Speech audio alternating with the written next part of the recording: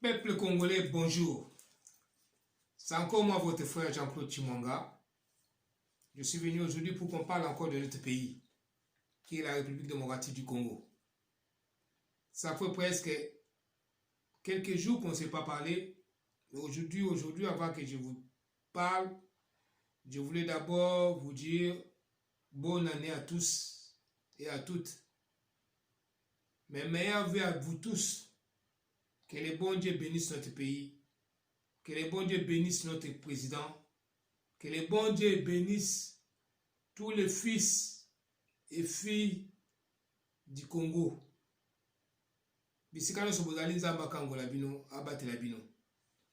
On a vu une prise de conscience extraordinaire. Tant que ça que Nzambe azali. Nzambe azana bomoi batondi magite. Regardez d'où l'on vient, où on va. Na ba élection elekaki na mboka na biso, ba dingaki ba kosa biso ba imposer biso mutu. Na ba occidentaux, ba tia so fayulu, wa abima nulle part, o te bitata na yete to mama na yete. Mais tala mabongisi na ye, peuple congolais, tellement qu'un peuple déterminé, to humilier ba communauté wana. France na Belgique, to humilier bango to boyi, o bango balinga ko imposer biso. Aujourd'hui, tout le monde Félix Tshisekedi a du pouvoir. Malgré les combats, malgré les attaques, les blocages. Mais vous avez vu ce qui se passe au Congo. L'histoire est au Komama. L'histoire il y a en Égypte, il y a Israël comme Komama en Égypte. Balingaki Moïse te, balingaki peuple israélite.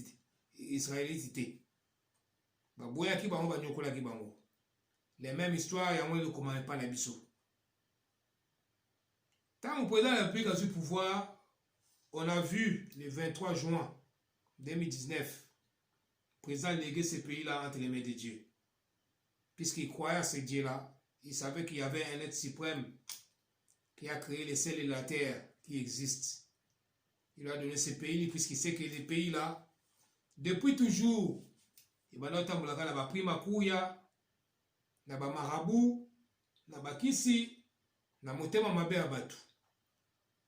Tant que président de la République a légué mboka na maboko nzambe, déjà se sont moqués de lui. Avant même cela, pendant les élections, pendant la campagne, alors que les autres cherchaient comment trouver l'argent, comment jouer, comment tricher, pour que base au pouvoir na nenga muyibi, Félix Tshisekedi Tshilombo, lui, il cherchait la face de Dieu. On a vu les hommes d'État, les hommes de Dieu prier pour cet homme. Il cherchait la face de Dieu partout, dans plusieurs pays différents. Il y a même des témoignages, il y a même des prophéties qui sont sorties de Dieu. Pour vous dire que non, Dieu existe. Toba Nzambe. Bana Congo Toba Nzambe. Pour tout mon histoire à Congo. Qu'on soit pouvoir à Félix, n'engue va bundisier, ti le loyo, tozo komona. Qui pouvait croire qu'un jour, mais même bateau à Bundisek Félix, le loyo va comme vagabond, va le déambuler n'engwana, va le kanzela okima.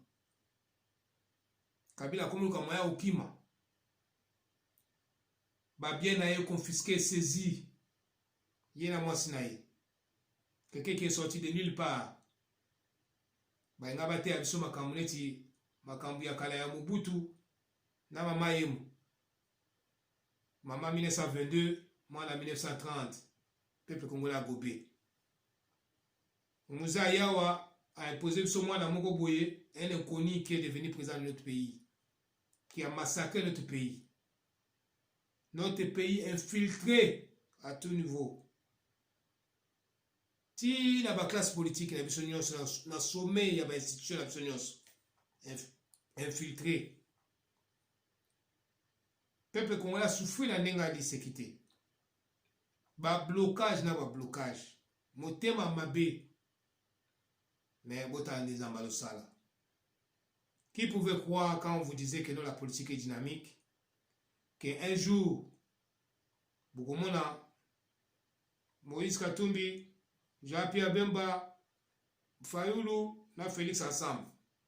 Mutanda kwa anga kwa biso azalaki.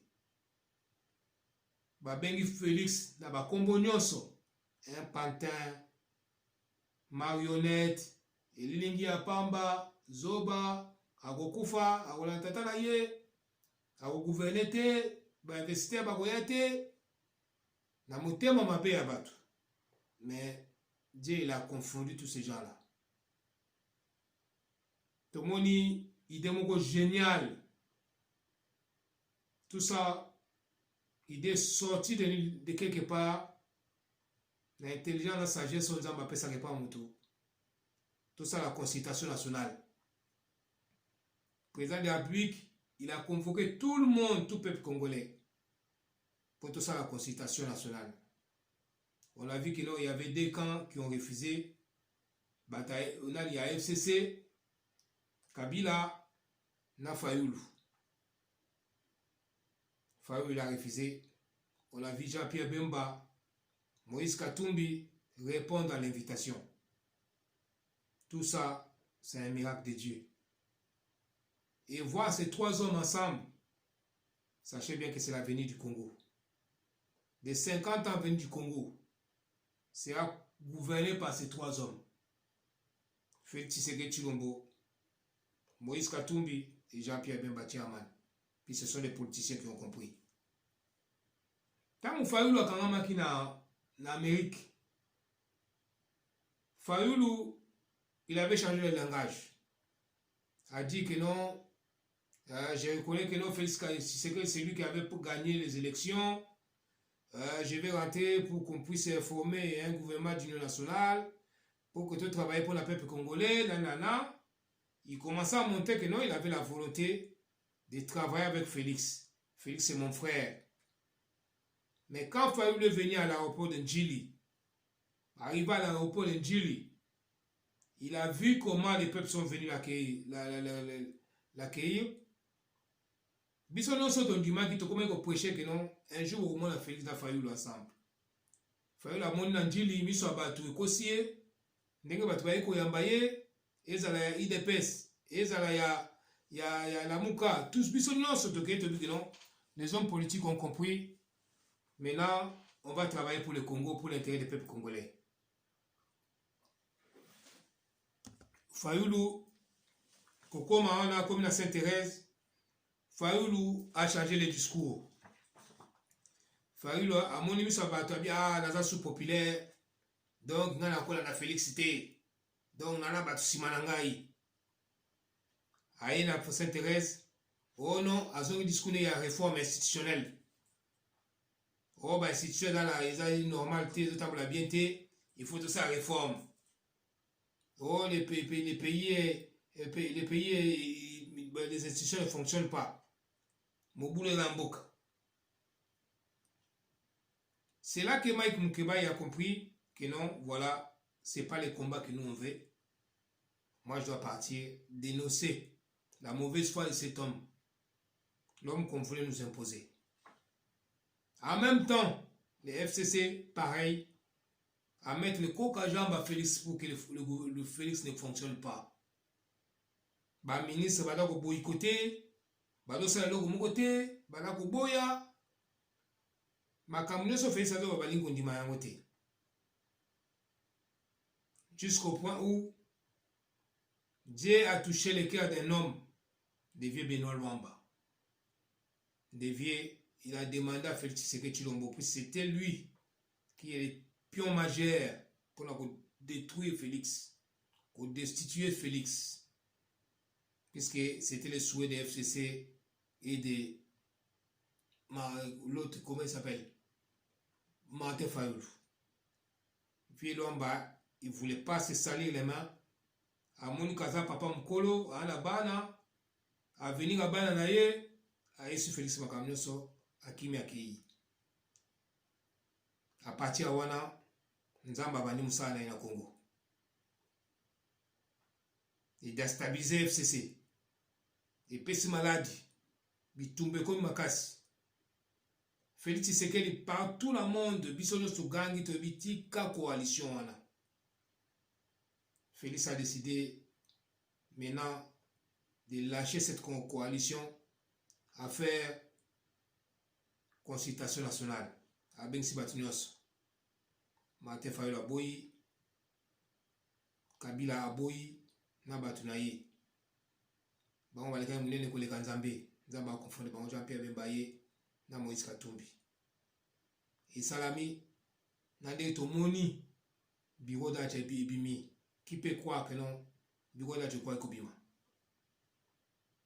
Oh, a ça le remonter, ça a libéré les prisonniers. Félix a libéré les prisonniers. Oh non, regardez Pantin, so ne wana misa Idi Kapen abimi. Oh, ça va boy, abim salani général Chibangu abimi. Oh, so le moteur maté, ina ba jena bango, caméra kangamite, oh boy, caméra kangami. Vous voyez comment Dieu confond les gens. On a vu que Dieu est en train d'agir dans notre pays. Peuple congolais, tout le monde a monté en mabé. Tout le monde a kindoki. Tout zonga batu, tout zonga lanzela nzambe. Tout sambe la pona mboka na biso. Tout mona ki, tout moni na sima ya Assemblée nationale tant président de la République. Oh, ce que dans les wana zo majorité parlementaire, président de la République a une majorité parlementaire. Nana kwa ndi makeno bureau d'âge et au cas où fanda. Bureau d'âge et bimi et fandi. Tout le monde, président nommé informateur, même si ça on a retard, puisqu'il croyait que les Kabili, ils allaient changer, mais bah changer a nommé quand même Baach Lukwebo. Et puis si Kiol, na bata FCC. Bilobela, tout le monde FCC Bungi. Kabila kumu ngasa ba sabotage. Akomo kakima. Banemi mulala bakangi munoko bashadagi bakangi munoko. Eloko batu bane kubanga banda kukateki bandi market fisa kuni ata batu wanati bamoni yango. Tongo bache bachi Lukwebo pour a décrit pas président de la République majorité parlementaire. Mais malheureusement pendant tout ce temps, avant même le gouvernement Elou Kamba et Salama, il fallait plus de 9 mois sans gouvernement. Le gouvernement m'a mis à salité, le gouvernement m'a nzala, oh ya motema mabe o sali loko mokote. Le gouvernement de la honte, un gouvernement ya soni, un gouvernement ya mawa. Oh ata ministre moko se démarquer azati. Bango nyoso bazo ba salaire na bango batakulia peuple congolais do kufa nzala. Mutu moko abundeli peuple azati. Gouvernement Elou Kamba. J'ai jamais vu depuis que les Congo est Congo. Et un vieux con, malgré que non, le gouvernement laisse quoi nango, na kokima ya mabunda, na kolongola ya mabunda, na sonyo bayoksi mabunda, il tient toujours, il ne veut pas démissionner. Mais un gouvernement qui est déjà mort, qui est dessus, mais il sera ridiculisé bientôt. Toi, les vieux Elou Kamba, qui nous a foutu la honte. Nulle part au monde, on a vu un gouvernement pareil, qui n'a rien fait pour son peuple, malgré autant de ministres, 65 ministres. Un gouvernement kilométrique, qui ne sert à rien. Même pas un ministre qui s'est démarqué pour l'intérêt des peuples congolais. Avant, à mon côté, à Kobe Malobakinga, la salle qui boulam pour le peuple congolais. Azati. Et c'est pour vous dire, je vais vous dire encore un truc. Tu fais beaucoup à poto. Tu as vu que chaque ministère a ça la gambon à côté de gambon pour n'amboka nae. Mais où est biso ministère ya onde misarambongo et côté sakati. Comment expliquer ça? Oh non, le ministère il faut de l'ambongo dans la banque centrale. Jamais. Chaque ministre doit être créatif pour amener l'argent dans la caisse de l'État. Et non sortir l'argent de la caisse de l'État. Le gouvernement est nous Kamba. Mon côté. Bah, on ne sera pas dépendre. Bah, donc, vous m'avez dit, oh, ministre, il y a finance à Boyi. oh non banque centrale apesi mbongo te oh boy no bino ba ministère na bino koti combien c'est ça peuple congolais lelo na ane sengo mingi komona ke non nous avons un président oyo azobinela nzambe na ye nous avons un président oyo ayebi qu'il y a une aide suprême qui existe nous avons un président oyo apesi mboka na ye na maboko ya nzambe je vous dis que non la victoire est de notre côté komba oyo eza komba ndi félicite olongi yango naza kofélicite première dame mama Denise Nyakeo na mama Mat Kasalu na humilité tomona na Afrique baprésident baleka na bango mais président la saki ki ayebi nzambe boye tomona yango na nte Félix ayekola seso ki nzambe azali. Et si notre Congo il est aujourd'hui Congo, c'est parce que nous avons la crainte de l'Éternel. Dieu d'Israël, Dieu d'Isaac, Dieu d'Abraham, Dieu d'Isaac, azo réagi na Congo. Bakolela la bino, ba prière na bino nzamba okakango. Bozo komona nde makambo sur ça. On dit film mais ça film était. Mais ça s'est fait au Congo. Tokolo bana toi sino nini okutuiga ya lobela bino tibise bozo mona mo bino moko. Kabila azali l'homme le plus fort, l'intouchable, Kabila kumukima. Biloko ezali bloqué aye oyo ke mutako simba te Félix akomi kozwango. Na pete nyonso. Mate fali motema mabe bomiye.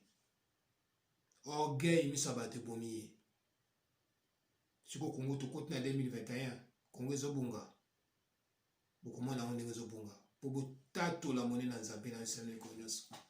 Puisque Dieu agit. Dieu agit au Congo.